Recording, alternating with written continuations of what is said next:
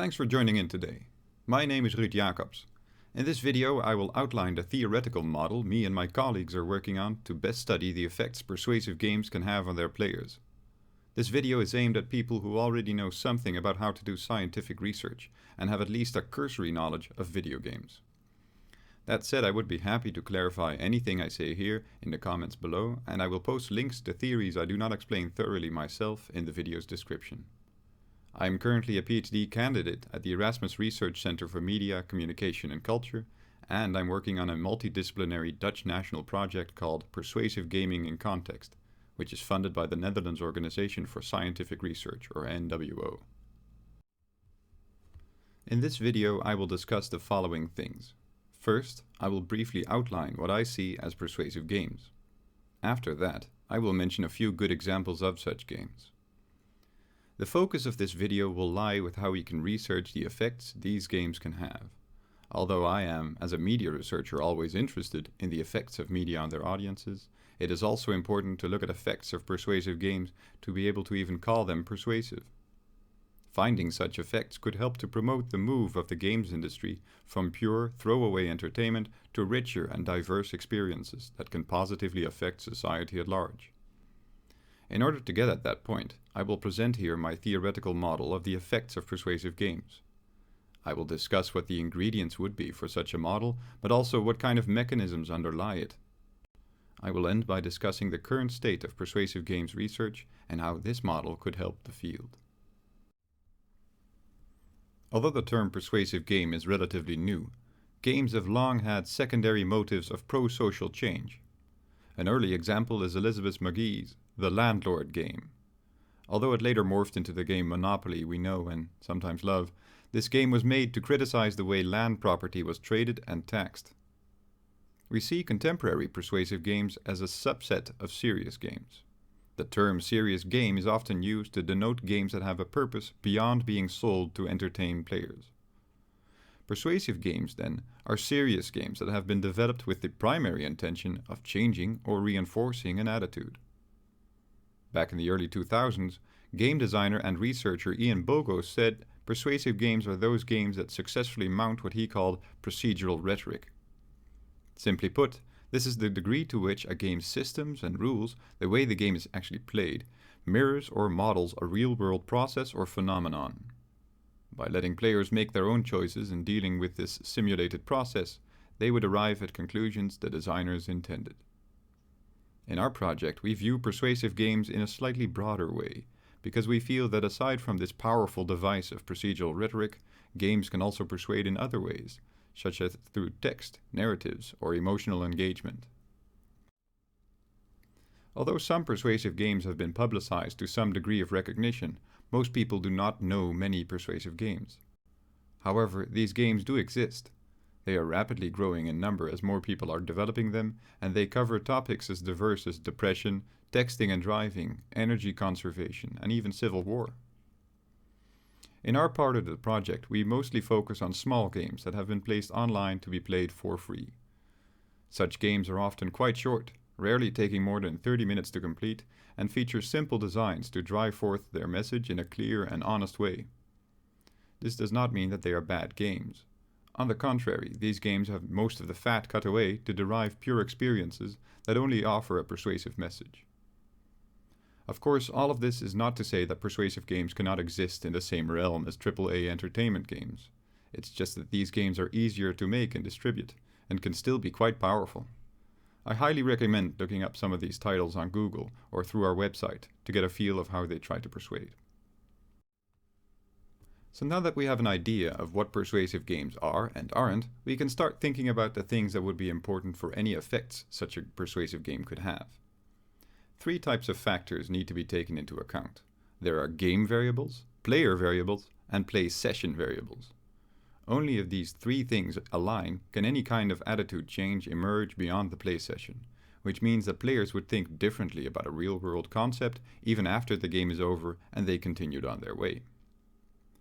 Looking first at the game characteristics, my colleague Teresa de la Hera has made an excellent model describing the so-called persuasive dimensions a game can employ to persuade. Apart from the procedural rhetoric mentioned earlier, The visual, auditory, textual, and even tactile stimuli are important. In a broader way, narratives come into it as well, serving as a different way for games to persuade. Of course, no one can be persuasive without a persuadee. The player can be more or less sensitive to persuasion in different ways. Knowing a lot about a topic, as well as caring or not caring at all, can hugely enhance or dampen persuasive power. There can also be more stable personality characteristics, such as the need for cognition. This is a property of a person that determines how likely they are to look for and absorb more information and viewpoints. Low NFC leads to apathy and little intellectual growth, while high NFC denotes inquisitive people who look for opposing views. Where the player and game meet, a play session emerges. It's often overlooked, but especially with internet-based games, the physical and social location of play can be very important for persuasive effects.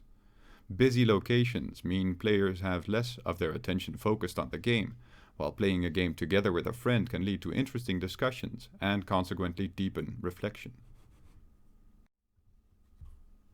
So those were the main ingredients we would need for a model about persuasive game effects. We also need to consider how these factors link together, that is, by looking at the mechanisms of effects. Primarily, we posit that a persuasive game, when played, will typically offer a certain attitude goal state. This is a cloud of attitudes, or opinions, evaluations, beliefs, etc., that the game would like the player to hold after play. These can be very simple and straightforward, such as that smoking is bad for you. In that case, for the game to be effective, the player only needs to feel that smoking is indeed bad for you by strengthening or changing this attitude. The mechanism for attitude change that we focus on is the elaboration likelihood model. I will post a search link in the description to help find out more about this complex but incredibly powerful theory. But for this video, I'll stick to a brief summary. The elaboration likelihood model, or ELM, says that we change our attitudes about something by thinking about it, also called elaborating. We do this in different ways, and although it's not as simple in real life, the ways can be roughly divided in two. Central processing describes how we actively engage with the arguments in a message. This is the typical way in which we think about consciously being persuaded. However, there is also the peripheral processing route. When following this processing route, we take hints on how to change attitudes from the environment and the message. If someone is talking to us about a medical issue wearing a lab coat, we're automatically more inclined to believe them than if they were wearing jeans. We do not always follow the central processing route, and this is due to us being too busy mentally, not pushed to do so because we don't care, or if we simply are not in the right mood. I will talk later about how this can work with games. This is not a theory that sees the players as zombies to be injected with fresh attitudes. This describes a process of engagement and reflection leading to social discussion. So those are not mind control games, nor are they sneakily trying to persuade you without you knowing it. Keeping this in mind when discussing persuasive games is important. Games can never force your arm and constantly require your continued cooperation to be able to work. All of this in the end will lead to attitude change, or people feeling and thinking differently about a topic. After attitude change comes behavioral change. This is common knowledge among psychologists, but it also makes common sense. Why would you do something that you do not support mentally? We now have all the ingredients and mechanisms in view to begin assembling our model. Firstly, there's the game, with its systems and rules, its narrative, and everything it throws at the player's senses. Secondly, we need the player, with their prior knowledge, personal relevance, and need for cognition. Then a play session begins. The game offers up its attitude goal state, and the player enters into a so-called play context. This is what the player experiences of the game, and their emotional reactions to it.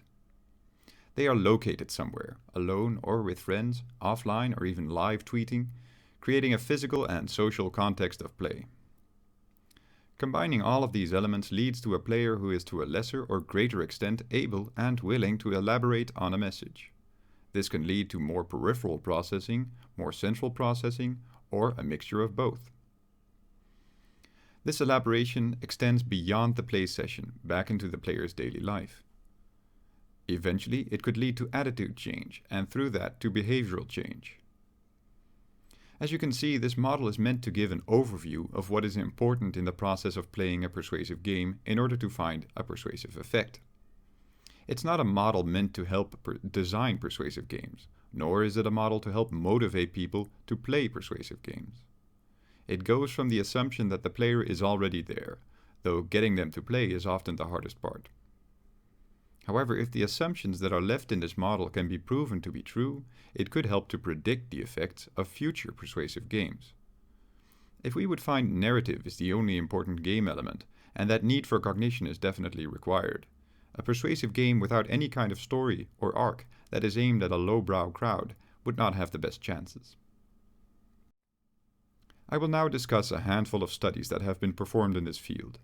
In fact, most of the studies to date have focused on persuasive games as they are, looking at if they are effective, rather than looking at how they were doing this.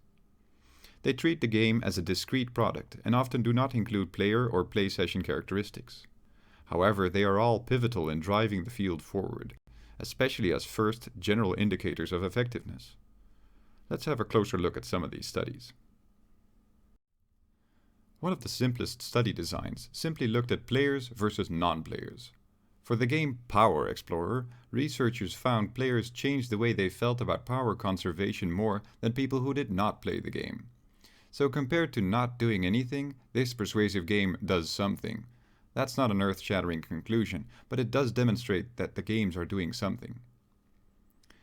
While looking at what was possibly the most famous persuasive game, called Darfur is Dying, other researchers found that playing the game is actually better than reading a persuasive text on what people think of refugees in Sudan's Darfur region. But they also found that playing the game yourself works better than watching someone else play. This means that the interactivity added to the game's persuasiveness. A little later, a game about disabilities was found to have different effects when the people controlled it using a specialized wheelchair-based input device. They also detected differences between what people reported on their attitudes versus how they performed on implicit association tests.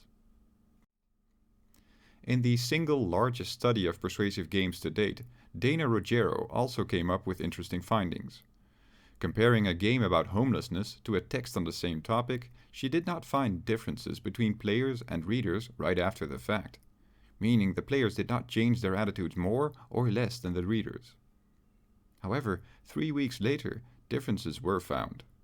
This indicates what is called a sleeper effect, which probably means that the players found themselves thinking about the issue, or elaborating, more after the game was already done than the readers did. In one of my own studies, I also found effects of a persuasive game about cotton-picking slavery practices in modern-day Uzbekistan. After looking at different attitudes, in keeping with a broader attitude goal state, I found that while the game did not perform better than a clip warning about this issue on YouTube with regards to attitudes about slavery or empowerment, it did give the players a much more personal sense of the workload involved in picking cotton. This was found while players were simply sitting at their desks, clicking a mouse. Not every study into persuasive games found effects. I have discussed these studies here because they all add to the knowledge base. After more studies on persuasive games appear, I will very likely make a new video with outlines of effects, so watch this space. Now that we have a pretty decent overview of effects of different kinds of persuasive games, we can start finding which factors of player and game are most important. I am currently designing and performing studies with this in mind, for instance by looking at two games with the exact same message, but different ways of propagating it, or by looking at player characteristics and how they impact the degree of attitude change as a result of playing the game. Lastly, we need to find out when, how, and to what degree players elaborate on the messages in persuasive games. However, elaboration likelihood model, despite its status as a classic and far-reaching theory, has yet to be applied to intended persuasive effects of games. Thinking back towards procedural rhetoric discussed earlier in this video, it is obvious that this element needs to be researched in terms of the ELM. Historically, the ELM has been used in person-to-person or writing communications, and so has focused on language-based arguments.